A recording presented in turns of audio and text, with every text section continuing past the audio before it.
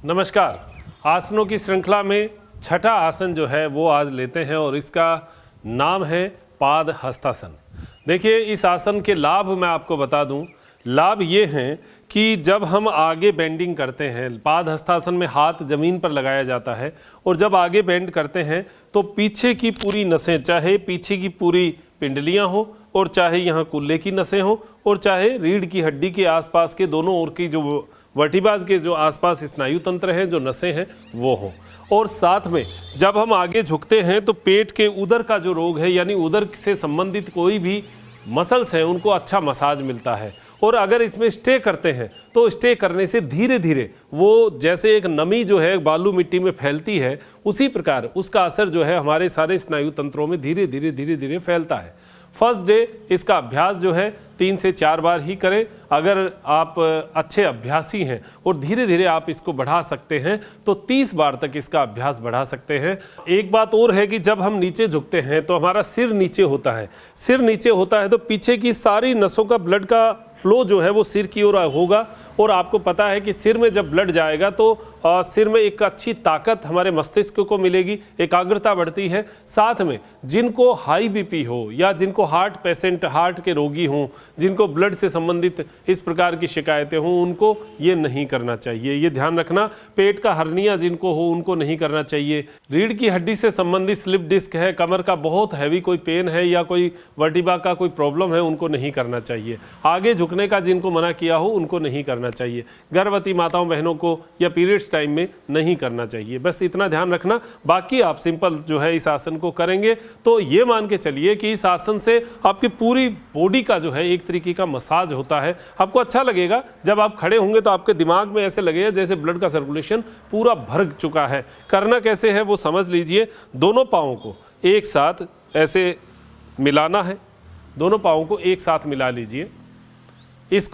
इसमें आप कंफ्यूजन में मत जाइएगा, थोड़ा सा खोल के भी बताते हैं। इसके प्रकारांतर है, कई अलग अलग जो है इसके स्टेप्स बने हुए हैं। तो आप मिलाकर कर सकते हैं तो मिला के करिए और थोड़ा सा खोल के भी करें तो भी कोई बात नहीं, इसको किया जा सकता है। तो यहाँ पर हम पैर को जो है वो मिलाकर करने का प्रयास करेंगे और श्वास भरते हुए हाथ जो है ऊपर जाएंगे। श्वास भरते हुए हाथ ऊपर, पूरा हाथ बराबर समानांतर रहेंगे, ऊपर की ओर हाथ जाते हुए और आगे झुकते हुए श्वास छोड़ना है। कमर देखिए, कमर सीधी रहेगी और कोशिश करना है कि हाथ की हथेलियां जो है वो जमीन पर आएं। और फिर उसके बाद में जो पैर है हमारा, ये पैर के पंजे के नीचे हथेलियों को लगाने का प्रयास करें। ये पहला अभ्यास है इसका। हथेलियों को नीचे लगाएंगे तब इसका इफेक्ट कहाँ आएगा। देखिए, ये हथेलियों को नीचे लगाने का कारण ये है कि ये जो हाथ है, जब हम हाथ को लगाते हैं, क्योंकि पश्च भाग का उत्तान कर रहे हैं हम, पीछे के भाग का, तो हाथ का भी पृष्ठ भाग जो है उसका उत्तान होता है जब हथेलियों को ऐसे रखते हैं। ऐसे रखने से हमारे हाथों के ब्लड का सर्कुलेशन बढ़ेगा, यहाँ पर भी खिंचाव आएगा, साथ में रीढ़ की हड्डी में इसका अच्छा खिंचाव आएगा। क्योंकि जब किसी रस्सी को खींचा जाता है तो उससे जुड़ी हुई समस्त रस्सियों को खींचना चाहिए। तो आप देखें एक सर्किल बना है, यहाँ से ये पूरा सर्किल बनेगा। यहाँ से जब आप हाथ को यहाँ रखेंगे तो एड़ी से चलिए, एड़ी, पिंडलियाँ, घुटने के पीछे की नसें, जिनको कई बार घुटने के पीछे की नसों का दर्द होता है, उनको ये आसन करने से उस नस में बहुत रिलीफ मिलेगा, बहुत अच्छा लगेगा। और कुल्ले की जो वेन्स हैं वो भी अपनी जगह स्थापित होती है और रीढ़ की हड्डी का पूरा खिंचाव मिलता है, हाथों को पूरा खिंचाव मिलता है। तो ये एक सर्किल बनता है। अब कोशिश करना है कि हमारा ललाट यानी हमारा मस्तक जो है धीरे धीरे हम घुटने की ओर लेकर जाए। यहाँ पर कुछ देर हमें स्टे करना है, रुकना है। और उसके बाद कुछ देर का मतलब ये है कि श्वास भरते हुए हाथ को ऊपर उठाना, श्वास छोड़ते हुए नीचे आना। पूर्ण स्थिति में आने के बाद हल्का हल्का श्वास ले सकते हैं, छोड़ सकते हैं।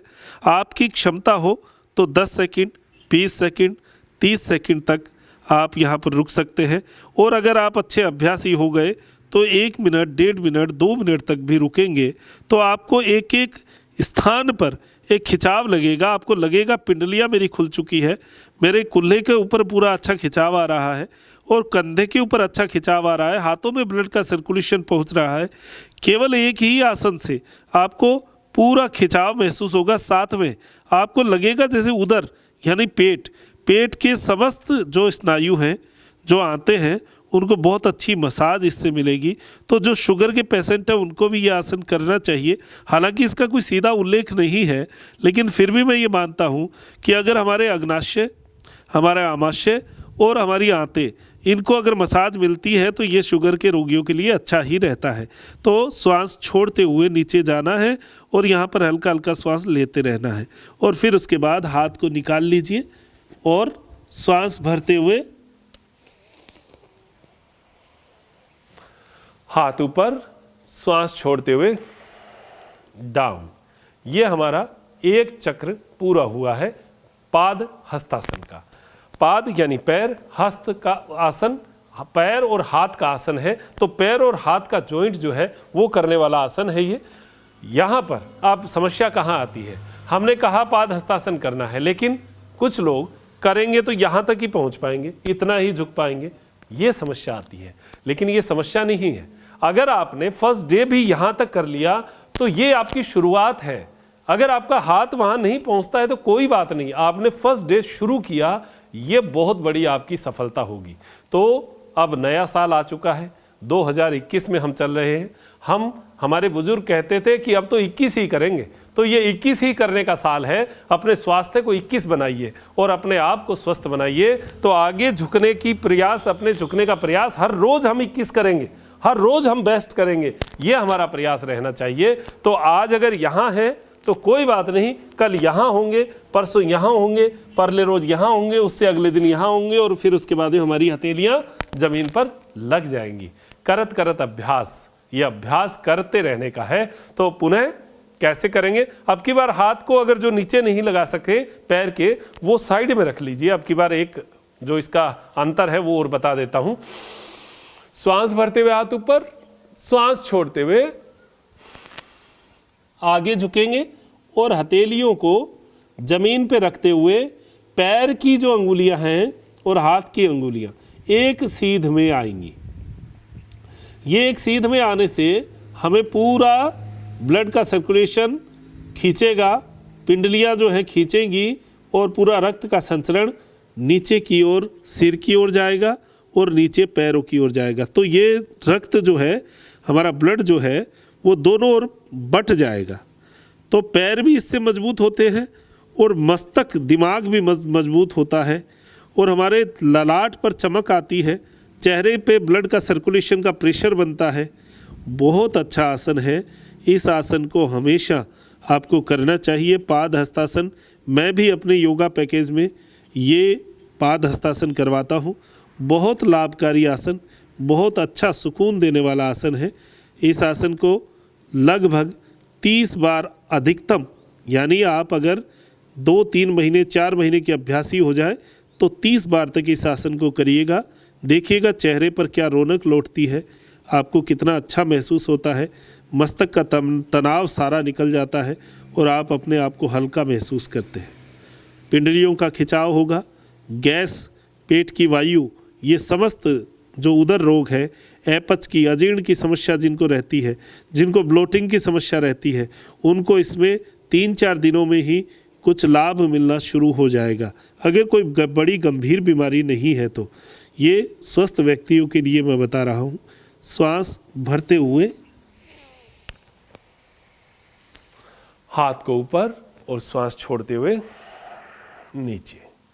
ये हमारा पाद हस्तासन, बहुत शानदार आसन। इस आसन को अपने योगा पैकेज में डालिए, अपने आप को स्वस्थ बनाइए। और इस आसन के बहुत सारे लाभ और भी हैं हमारे पास, लेकिन आप इसको करेंगे तो आप खुद ही महसूस करेंगे कि कितने लाभ आपको मिले हैं और आप अपने जीवन को स्वस्थ बना पाएंगे। तो 2021 के इस साल की शुरुआत में आपको ये संकल्प लेना है कि मैं स्वस्थ रहूं, मेरा समाज स्वस्थ रहे, मेरा परिवार स्वस्थ रहे और मेरे आसपास के लोगों को मैं योग से स्वस्थ बनाऊं।